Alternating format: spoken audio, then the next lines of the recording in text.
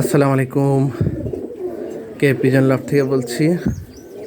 যে এই সপ্তাহের আপডেট, আজকে বাড়িতে আসছি, চিন্তা করলাম আপডেট দেই যে আমি যে কবুতরগুলো ছেড়ে রেখে দেই সেই কবুতরগুলো মাশাআল্লাহ ছেড়ে রাখলে এদের গায়ের চেহারা পালক সবই দুর্দান্ত হয়। এই যে গান্দাগররা সাপচোখের মাদিটা, এই যে চিলাশেরের বলা যায় না, এটা মাক্সি বলা যায়, মাক্সিক মাদিটা ঝোপামুজা, এই যে মিলি নটটা বিশাল সাইজের একদম বুটঠোঁটের, সবগুলো কবুতর দেখেন সবগুলো বুটঠোঁটের।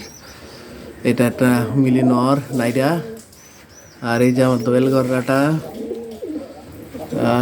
তারপরে এই যে আমার নিজের জন্য একটা সবজি করা নর বড় করতেছি, পাশে হচ্ছে একটা চায়না খাকি মাদি, আর এই পাশে আবার আর একটা সবজি করার নর। এগুলো সব আমার নিজের জন্য বড় করতেছি। এই দুটা নর আমার নিজের লাগবে, এই অবস্থা। আর এই যে হলুদ গররা রেস্টে রেখে দিছিলাম, প্রথম ডিম দিল মামুন ভাই নরের মাদি। আর এই যে এদের তো দুইটা বাচ্চা ফুটছে, এর আগে একটা ভিডিওতে দেখাইছিলাম। যাক মাশাআল্লাহ দুইটা বাচ্চাই, ওই যে দুইটা বাচ্চাই ফুটছে আমার মেইন সবজি করা নরের। আর এদেরকে তো দিয়ে রাখছি হলুদ গররা নর বাচ্চা দিয়ে রাখছিলাম, একটা বাচ্চার ডিম নষ্ট হয়ে গেছে, একটা শুধু। আর এই সবজি গররা সেকেন্ড পেয়ারটা ডিম নিয়ে বসে আছে। এদিকে লাল গররাটা রেস্টে রাখছি ওর বাচ্চাটার সাথে নিয়ে। এই যে এরাও একটা বাচ্চা, সবাইকে একটা একটা করে বাচ্চা দিয়ে রাখছি। আর এদের বাচ্চা দুটাকে আজকে এই যে চিলা গররার বাচ্চা দুটাকে আমি এই যে এখানে দিয়ে দিলাম, এরা খাওয়া শিখছে বোধ হয়। আর এইদিকে এই যে গলা কষা পেয়ার ডিম নিয়ে বসে আছে। এই যে লাল গররা সাপচোখের নটটার ওই যে মাদিটাও ডিম নিয়ে বসে আছে। এই কালো গররা এখন পর্যন্ত ডিম পারে নাই, নতুন পেয়ারিং করাই দিছি যেটা। মিলি গররা ডিম নিয়ে বসে আছে। এদিকে আর একটা, এই যে এরাও ডিম পারবে যত সম্ভব। এই যে লাল গররা দুইটা বাচ্চা ফুটছে, দুইটা বাচ্চা নিয়ে বসে আছে ওই যে। আর এই যে নতুন পেয়ার করাই দিছি যে লাল গররাটা, এই যে আমার মেইন পেয়ার যেটা। আর এইখানে আমার গলা কষা ওই যে সবজি করা মাদি রেস্টে আছে, পিওর চকলেট গলা কষা মাদিটা। এদের কাছে যে দুইটা বাচ্চা দিয়ে রাখছি, কার কার বাচ্চা মনে নাই আমার, বড় করতেছে।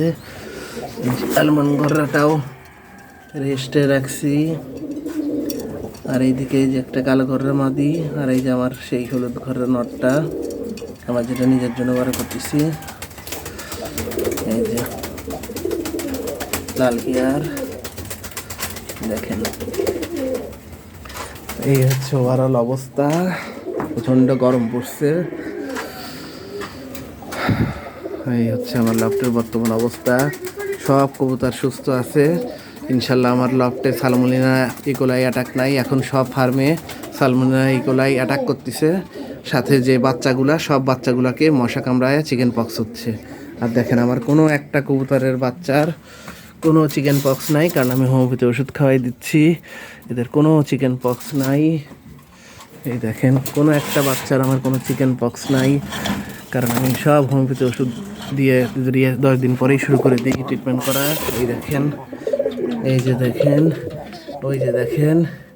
আমার ঘর যে খুব পরিষ্কার তাও না, প্রচুর মশা থাকে, কিন্তু হোমিওপ্যাথি ওষুধ খাওয়ানোর কারণে এদের ওইভাবে কোনো চিকেন পক্স হয় নাই আমার। আবার এই যে দেখেন, এই দেখেন কোনো একটা বাচ্চারও কোনো চিকেন পক্স নাই আমার মাশাআল্লাহ ফার্মে, কারণ আমি পুরো হোমিওপ্যাথিক ওষুধ দিয়ে কোর্স করাই দেই।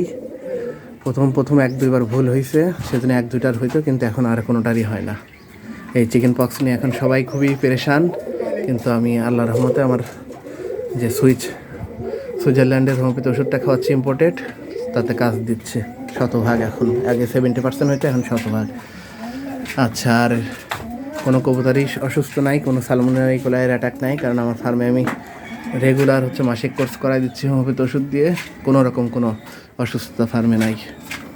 এই যে এদের পানি, ওই যে খাবার, এই যেগুলো বাইরে থাকে, ঠিক আছে। সবাই আমার লফটার জন্য দোয়া করবেন, মাশাআল্লাহ বলবেন। আল্লাহ হাফেজ।